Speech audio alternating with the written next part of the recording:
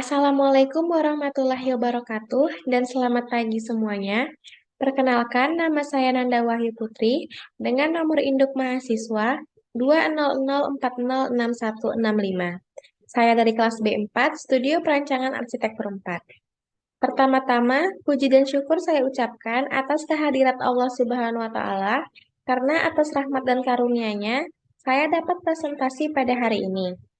Dan saya ingin ucapkan terima kasih kepada Bapak Yulesta Putra STMSC selaku dosen kelas B4 Studio Perancangan Arsitektur 4. Karena atas bimbingan dari beliau, saya dapat menyelesaikan tugas saya ini. Baiklah, pada kesempatan kali ini, saya akan mempresentasikan tugas akhir semester saya dari Studio Perancangan Arsitektur 4.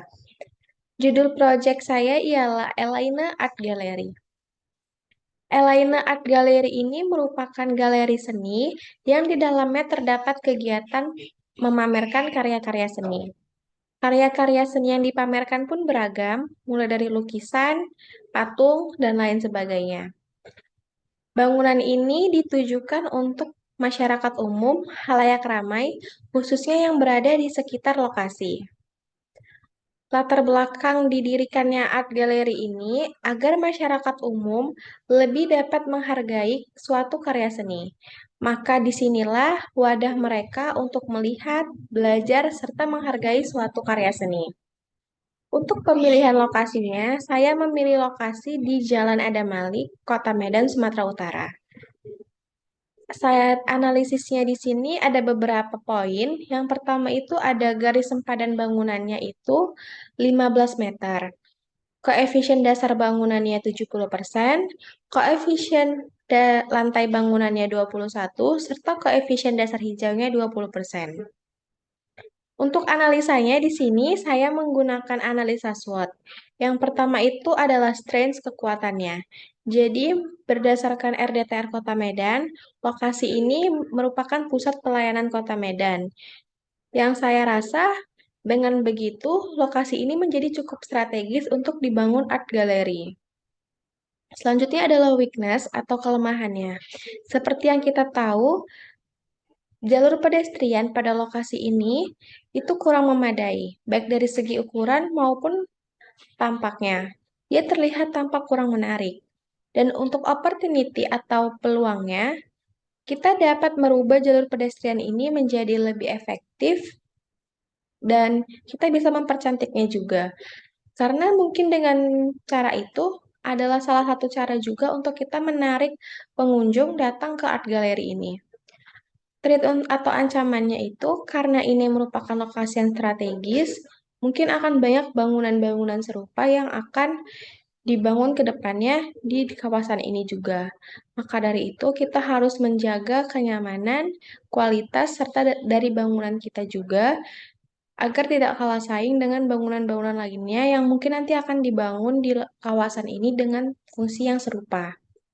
Untuk konsep bangunannya, di sini saya menggunakan tema arsitektur modern, di mana tema ini lebih mengutamakan fungsi bangunannya. Dan untuk bentuknya, itu dia berawal dari persegi, yang kemudian di bagian sini diberi coakan. Jadi ya coakan ini nantinya akan berfungsi sebagai pintu masuk. Nah, selanjutnya itu terdapat perbedaan bentuk elevasi antara lantai pertama dan lantai kedua yang tentunya ini dibentuk berdasarkan fungsi yang ada pada dalam bangunannya. Selanjutnya di sini adalah gambar arsitekturnya. Kita yang pertama dapat kita lihat adalah gambar tampak. Di sini adalah gambar tampak depan. Dilihat sekilas pada tampak depan ini terlihat ada tangga yang nantinya ini sebenarnya akan menuju ke menara pandang. Nah, untuk ini tampak kanan dapat kita lihat ini tangga yang tadi dan ini adalah menara pandangnya. Ini adalah tampak belakang dan ini adalah tampak kirinya. Selanjutnya ada Dena di sini. Jadi memang Elaina Art Gallery ini terdiri dari dua lantai. Sebenarnya antara fungsi lantai pertama dan kedua itu tidak jauh berbeda. dia sama-sama ada ruang untuk pameran. Yang pertama itu adalah lantai pertama. Jadi dari sini kita masuk. Di sini adalah ruang resepsionis dan lobi. Kemudian ini ada ruang pameran. Di sini ada gudang dan loading docknya. Di sini ada ruang pengelola, manajer, dan lain sebagainya. Dan di ujung sini terdapat pintu akses untuk menuju pantry dan ruang karyawan. Dan di sini ada tangga menuju lantai kedua dan di pojok sini ada kamar mandinya. Dan untuk di bagian luar, di sini itu ada tangga. Jadi tangga ini memang berada di luar bangunan.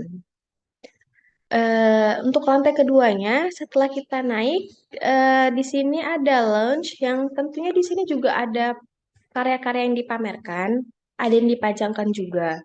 Nah, di sini ada toilet, di sini ada ruang serbagunanya, dan di sini juga ada ruang pamerannya. Nah, ini adalah menara pandang yang tadi kita naik dari sini. Selanjutnya di sini adalah gambar potongannya. Kita lihat. Kemudian di sini adalah perspektifnya juga.